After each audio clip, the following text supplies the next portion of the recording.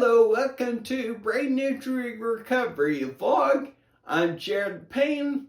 I wanted to make a video today to talk about a few things that I've experienced in my recovery.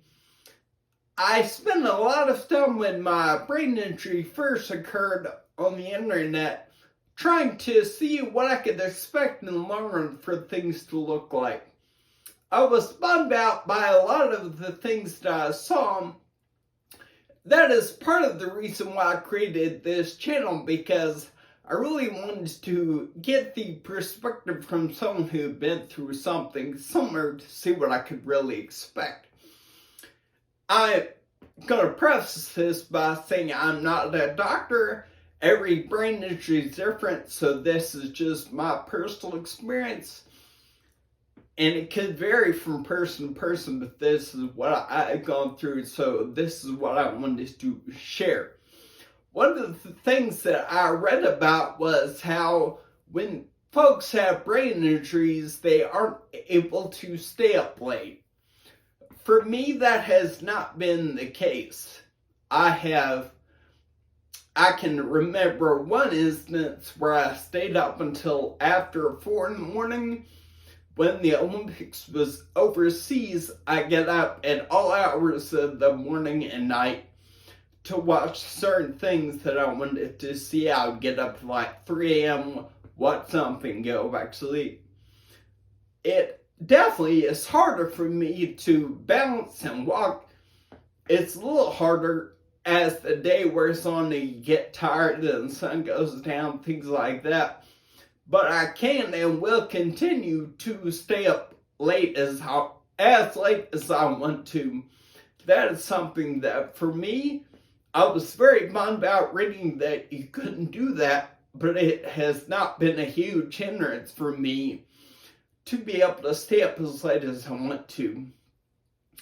I also read, while I think this is true, I've read that alcoholism and depression are rampant among the brain injury population. The rates are higher for our population than others. I think that is true. For me, though, it has been the opposite of that. I haven't had a fully alcoholic drink since before my injury. I have had some non-alcoholic beers which have a little bit of alcohol, but I haven't had an actual alcoholic drink since before my injury.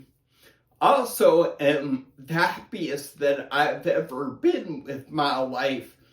I'm happier than before my injury.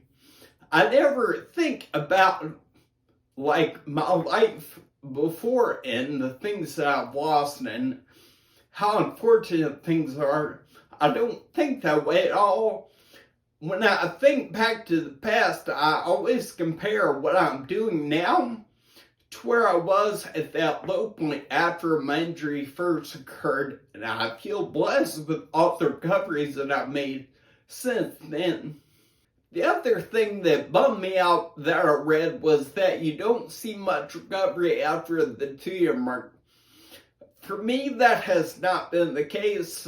My biggest recoveries have come significantly after the 2-year mark.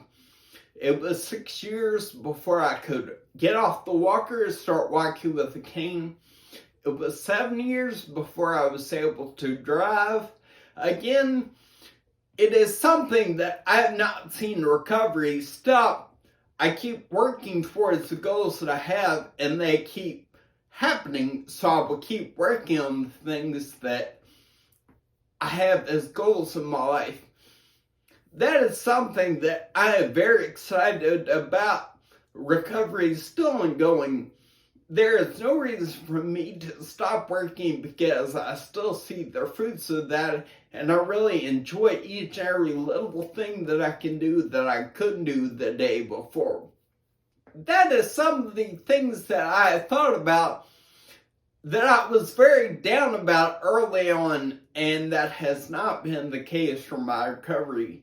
I'm sure this is a drop in the bucket when it comes to the things that I was previously down about. I'm sure that I will think of more, so if you're curious about hearing more of this and doing another part to this video, let me know. I can do that in the future if anyone wants that. As far as today goes, that is what I wanted to share.